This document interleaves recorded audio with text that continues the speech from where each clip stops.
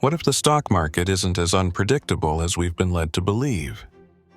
What if everything happening today has already happened before? The truth is, history may be repeating itself, and Wall Street would rather you didn't know the full story. The stock market is often described as a chaotic beast, influenced by countless factors: economic reports, political events, global crises. But what if we told you that this beast follows a pattern? A pattern so old, so reliable, it's almost as if it has a mind of its own. In fact, every major crash, every boom, every rally we've seen in modern history can be traced back to cycles that have occurred over and over again. Today, we're going to reveal why history's mistakes might be shaping your financial future, and why Wall Street might be keeping these eerie similarities under wraps. Imagine the world in 1929. The Roaring Twenties were at their peak. The economy was booming, and the stock market seemed unstoppable. Then, almost overnight, the Great Depression arrived. The crash wiped out fortunes and left millions in despair. Now, imagine the world in 2007. A booming economy, stock markets at record highs, and optimism that seemed endless. Then, the 2008 financial crisis hit, reminding us that nothing lasts forever. But here's the problem. Despite these lessons, many of the same mistakes are happening today. The patterns we saw in 1929 and 2008 aren't just echoes of the past.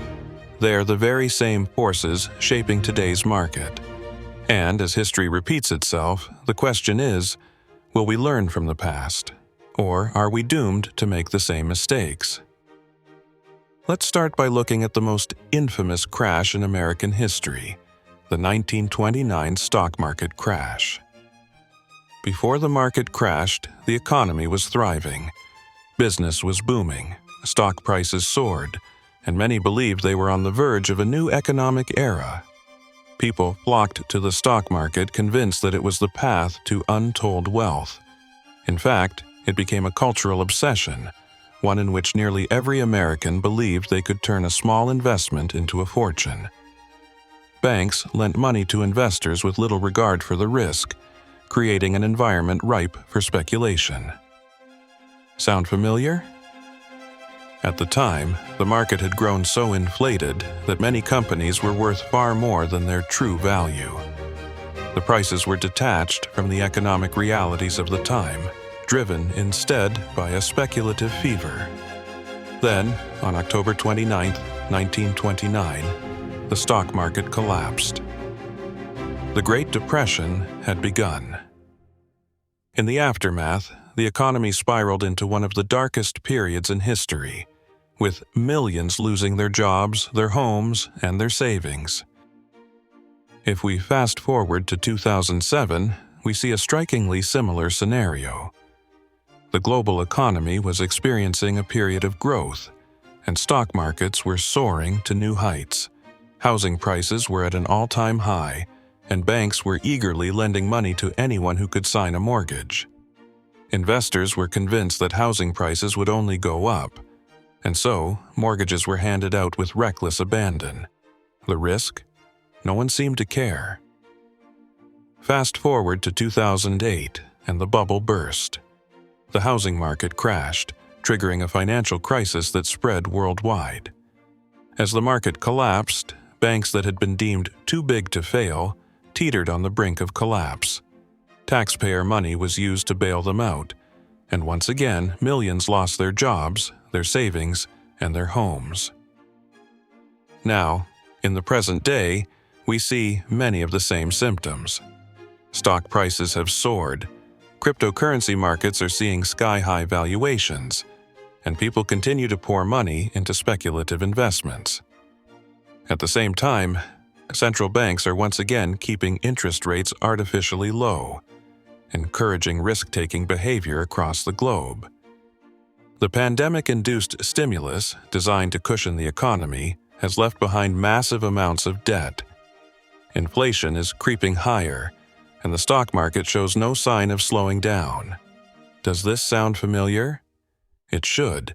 We are experiencing another cycle, one that mirrors past crashes with uncanny precision. One of the core ingredients for any market bubble is the use of leverage. Leverage allows investors to amplify their returns, but it also amplifies their losses. In the years leading up to both the 1929 and 2008 crashes, investors used leverage to speculate on stocks and real estate. In 1929, people borrowed money from banks to purchase stocks, betting that the market would continue to rise. In 2008, the same dynamic occurred, only this time, the leverage was applied to real estate. Banks and mortgage lenders offered high-risk loans to people who were unlikely to pay them back, assuming housing prices would continue to climb. As we know, these assumptions turned out to be catastrophically wrong. Today, we're seeing the same behavior play out in different markets. The rise of margin trading, where investors borrow money to trade stocks, has led to a situation where many people are now deeply leveraged. Even retail investors, empowered by platforms like Robinhood, are entering the market with borrowed money. The ease of access to credit, combined with the constant drumbeat of "the market is going up," creates an environment where people believe they can't lose. And yet, the same patterns, speculation, borrowing, and overconfidence, are always present before a crash. So, what happens when the market inevitably corrects itself? One of the most striking aspects of both the 1929 crash and the 2008 crisis is the role of central banks. In both instances, the Federal Reserve took drastic action to stabilize the economy. In 1929, however, the response was too slow, and the depression deepened. In 2008, the Federal Reserve acted swiftly, slashing interest rates and injecting liquidity into the system. But as we've seen since 2008, these interventions have come with significant long-term consequences. After the financial crisis, central banks around the world began to rely on unprecedented measures, such as quantitative easing, purchasing government bonds in massive quantities to inject money into the financial system. The goal was to prevent another collapse by keeping interest rates low and encouraging lending. However, the side effect of these measures has been the creation of asset bubbles, as cheap money has flowed into stocks, bonds, and other financial assets. But as these bubbles grow, so does the risk. So, the question remains, how much longer can this go on before another crash occurs? We are now seeing the consequences of this monetary policy play out in the form of rising inequality. While the stock market continues to climb, the average American worker's wages have remained stagnant. The wealthiest individuals and institutions benefit from these artificially inflated asset prices, while many others struggle to keep up. This disparity creates a situation where the stock market no longer reflects the health of the economy. It's a symbol of the disconnect between the financial elite and the working class. If you look at the current market, it's impossible to ignore the role of technology in driving the speculative frenzy. Cryptocurrencies, NFTs, and other digital assets have become the new frontiers for investors looking for the next big thing. While some may argue that these new assets represent an exciting innovation, others are quick to point out that they share many of the same characteristics as the bubbles of the past. Take, for instance, the rise of Bitcoin and other cryptocurrencies. In the last few years, these digital assets have surged in value, with early investors reaping enormous rewards. But the volatility of these markets is strikingly similar to the dot-com bubble of the late 90s. Back then, people poured money into internet stocks, believing that they represented the future of business. Today, people are doing the same thing with digital currencies and blockchain technologies. But, as history has shown, bubbles inevitably burst, and those left holding the bag often suffer devastating losses.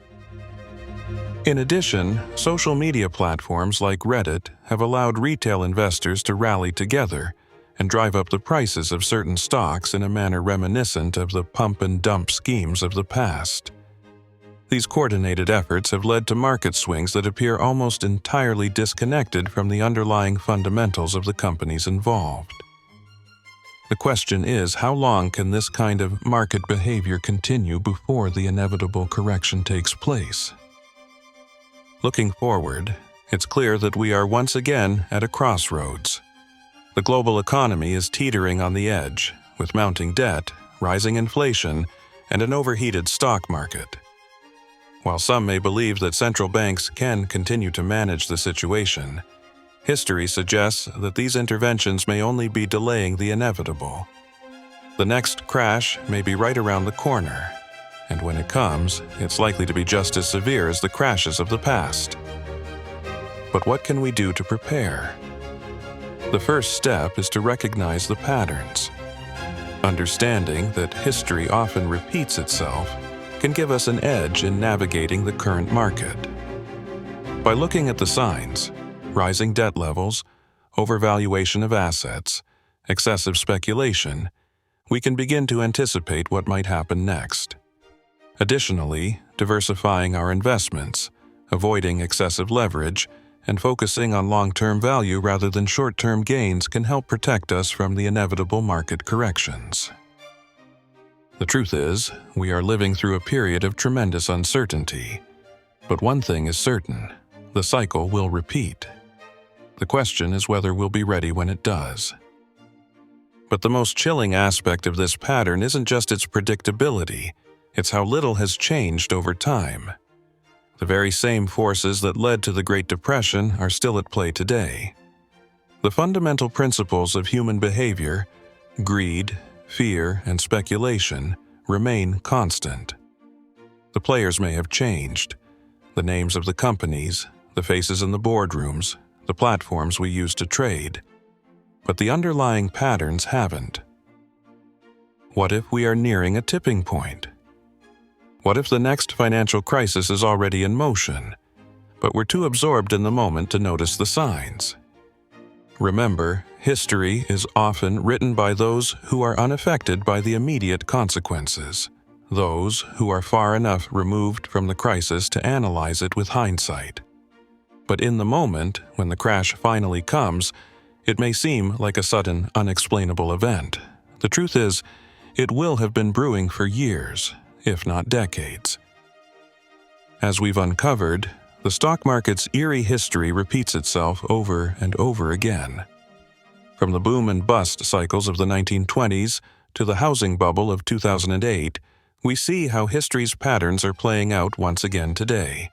Wall Street may not want you to realize this, but the truth is in the numbers, and if we don't learn from history's mistakes, we'll find ourselves repeating them once more. The question now is, what will you do with this knowledge? Are you ready to see the patterns, or will you ignore the signs and risk your financial future?